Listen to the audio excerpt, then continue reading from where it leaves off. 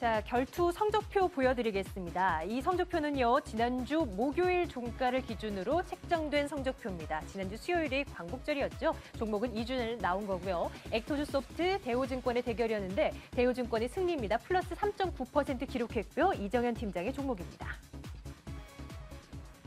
자, 두 분 빨리 만나보겠습니다. KTB투자증권 압구정금융센터 정용현 대리, 여의도 싱크닷 연구소 이정현 팀장과 함께하도록 하겠습니다. 두 분 어서 오세요. 네, 안녕하십니까? 예, 안녕하세요. 네, 안녕하십니까? 자, AS 먼저 해볼까요? 액토주소프트 먼저 확인해 보도록 하겠습니다. 자, 추가 전략 필요한지 점검해 주세요. 2주 전에 이제 나왔던 종목이라 뭐 수정 사항도 있을 것 같은데요. 네, 일단 액토주소프트 같은 경우에는 20일 날 실적 발표를 했습니다. 제가 그 저번 주 금요일에 AS를 해드릴 때 실적 발표를 마치고 난 뒤에 주가 흐름 한번 지켜보자고 말씀을 그렇죠. 드렸었는데 예. 일단 생각보다는 2분기 실적이 좋지 못하게 나왔습니다. 그렇기 때문에 약간은 지지부진한 흐름을 보이는 것 같고요. 하지만 3분기 때부터는 새로운 모바일 게임 출시와 모회사인 샨다의 적극적인 마케팅이 있기 때문에 목표가 자체도 그대로 유지를 하고요. 손절가도 그대로 유지하는 전략 말씀드리겠습니다. 아, 목표가 4만 원입니다. 현재 가격 31,900원에서 거래를 마치는 모습이었는데 추가적인 홀딩 관점으로 여러분들 대응하시면 되겠습니다. 대우증권 볼까요? 이정현 팀장의 종목입니다. 2주 전 그리고 지난주 목요일까지 한 주간의 성적은 괜찮았어요. 그런데 최근 들어서는 흐름이 조금 좋지 않습니다. 물론 지수가 지지부진하니까 이 흐름도 자꾸 빠져요. 일단은 빠져나오는 것이 좋겠습니까? 어때요? 최근에 지수 흐름을 고려한다면은 일부 매도를 하는 것도 괜찮다고 보여집니다. 하지만 지금 이 횡보를 하는 과정 속에서도 기관의 매수 패턴을 바로 외국인이 이어받았는데요. 최근 외국인은 이 조정 8월 8일부터 10거래일 연속으로 순매수 행진을 이어가고 있습니다. 그러네요. 예. 그렇다 보니까 지금의 그 약세 흐름이 하락이라기보다는 일시적인 조정에 더 가깝지 않나 이렇게 보는 시선이 더 맞다고 판단이 되고요. 그다음에 최근에 주목을 받았던 채권 운용 수익률에 대한 기대감 이 부분이 지속적으로 반영이 되지 않을까 이렇게 보고 있습니다. 그렇기 때문에 만약 갖고 계신 분이라면 아직은 홀딩도 나쁘지 않다. 하지만 그런 지루함이 조금 부담이 되신 분들은 일부 매도를 하셨다가 조정 이후 재차 접근 혹은 신규 종목을 접근하신 것도 좋지 않나 이렇게 보고 있습니다. 시장이 받쳐주질 않기 때문에 좀 기간은 걸릴 수 있다는 점. 하지만 수급은 너무나 좋으네요. 외국인 투자자들 끊임없이 대우증권에 대한 사절을 외치고 있는 상황이고요. 목표 가격은 팀장님 그대로 가져가면 되는 겁니까? 네, 12,800원? 네, 목표가는 기존에 제시해드렸던 12,800원 그대로 유지하고요. 손절가 예. 역시 18,000원을 유지하도록 하겠습니다. 알겠습니다. 자, 오늘 시장에서 또 두 분께서 종목 가지고 오셨습니다. 어떤 종목일까요? 만나보시죠.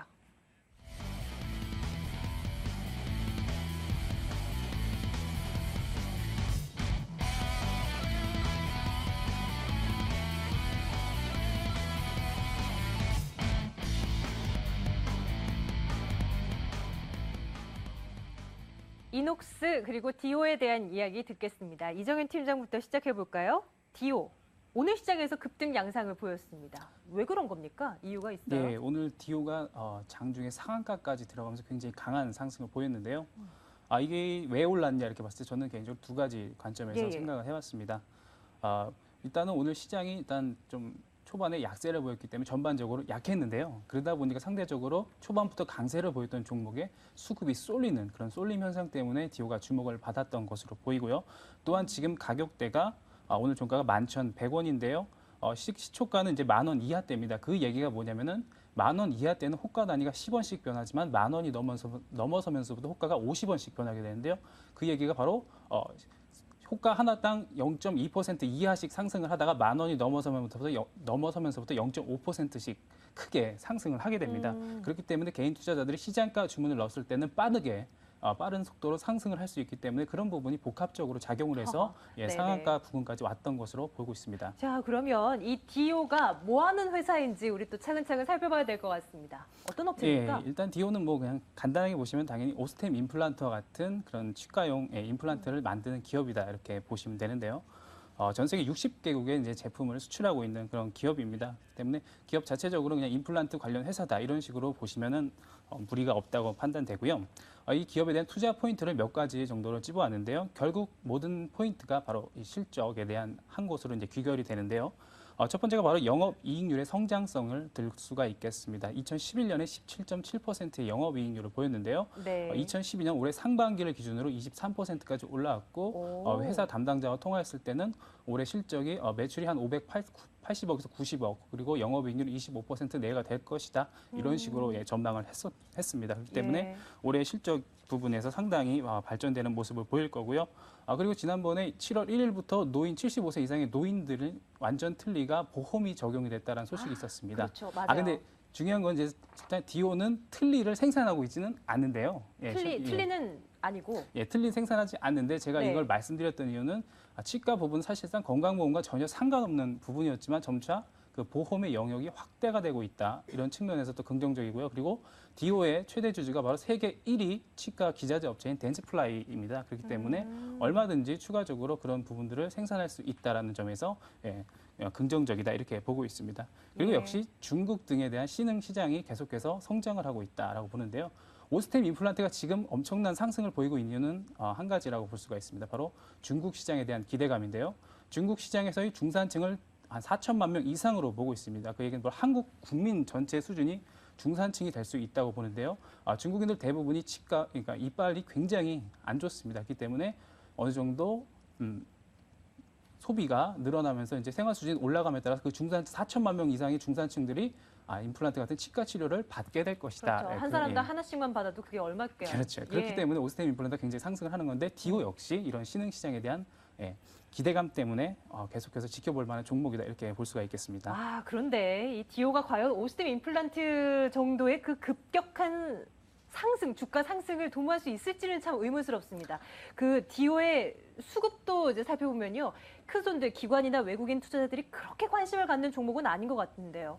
일단은 디오는 오스템 임플란트 일단 대장이 존재하기 때문에 메이저들, 기관이나 외국인들의 투자는 상대적으로 적은 편이고 일단 시가총액, 시가총액 자체도 이제 1,300억대 이내의 이런 적은 규모이기 때문에 지금은 개인 투자자를 중심으로 상승하는 모습을 보이고요. 다만 지금 오늘 패턴을 보시게 되면 양음양 패턴, 장대 양봉과 그리고 거래량이 없는 음봉 그리고 다시 한번 장대 양봉이 나오면서 전반적으로 이제 상승 초입 구간으로 들어가는 구간입니다. 실제 메이저들은 시가총액이 2천억 이상의 종목부터 관심을 갖는다는 측면에서 봤을 때는 향후 상승을 보시면서 추가적인 메이저 유입을 지켜보는 것이 좋을 것입니다. 차트 본 김에 목표가 설정해 주세요. 오늘 종가가 11,100원이라고 말씀을 드렸는데요. 네네. 지금 오늘 굉장히 상승폭이 컸기 때문에 좀 부담이 되는데 일단 일시적으로는 13,000원 정도의 목표가를 제가 말씀을 드리겠습니다. 13,000원에 손절 가격은 지금 화면으로 나가고 있는 대로 10,000원대로 잡아두면 되는 건가요? 10,000원 정도로 보시면 될 것 같고요. 일단 알겠습니다. 오늘 급등했던 만큼 다만 내일장의 갭상승이 어느 정도 혹은 갭하락이 그러니까 시초가가 어떻게 형성되냐에 따라서 그 시초가 대비해서 한 3-4% 정도의 기준을 잡으시는 게 좋을 것으로 보입니다. 알겠습니다.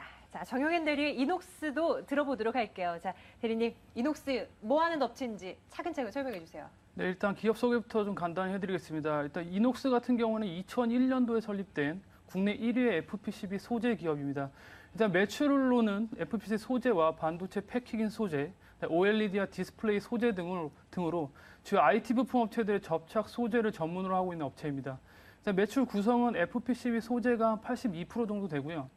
그다음에 반도체 패키징 소재가 한 18% 정도의 매출 구성을 가지고 있습니다. 일단 실적부터 좀 살펴보면서 가겠습니다. 일단 이 업체 같은 경우에는 2분기에 상당히 주가가 좋지 못했습니다. 그 이유 자체가 부진한 실적 때문이었는데요. 일단 예상치는 340억에 60억 정도의 가이던스가 나왔는데 실제로 307억에 40억 정도의 영업이익이 나왔습니다. 그렇기 때문에 상당한 큰 폭의 주가 하락이 있었다라고 말씀드릴 수 있고요. 그 이유 자체는 주요 고객사들의 전략 스마트폰이 3분기와 하반기 쪽으로 몰리면서 2분기 때 수주 공백이 좀 있었다는 거, 그것이 상당히 주가 하락으로 이어졌다라고 말씀드릴 수 있습니다.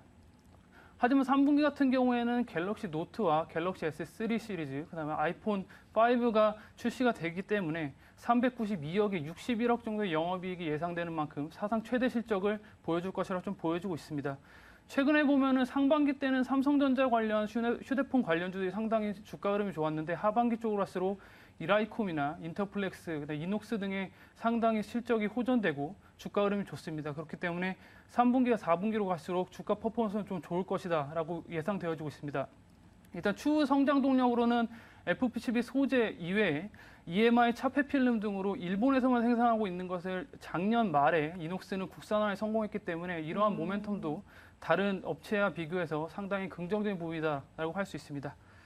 일단 최근 들어서는 기관과 외국인들의 수급이 상당히 좋기 때문에 목표가 자체는 제가 정고점 보인 1차 목표가는 한 24,000원을 설정해 드리고요.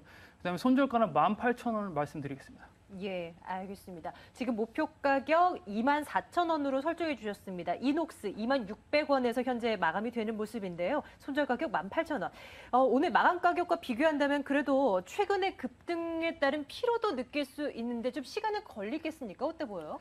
네, 일단 지금 26,600원 정도의 수준이 상당히 박스권으로 앞선 매물대가 좀 있는 부분이긴 합니다. 하지만 예. 지금 3분기로 갈수록 9월 달에 되게 되면은 아이폰 5에 대한 모멘텀을 가지고 있는 만큼 기관과 외국인들은 좀 급할 가능성이 높거든요. 지금은 코스닥 종목 중에서도 좀 압축을 해서 수급이 들어오는 시장이기 때문에 아무래도 좀 기다렸다 사시는 것보다는 오늘같이 좀 눌림목이 발생했을 때는 적극적으로 매수 가담하셔도 괜찮은 종목이라 좀 보고 있습니다. 알겠습니다. 이녹스, 디오 앞으로의 흐름 기대해 보도록 하겠습니다. 정용현 대리와 이정현 팀장과 함께했습니다. 말씀 잘 들었습니다. 네, 감사합니다. 감사합니다.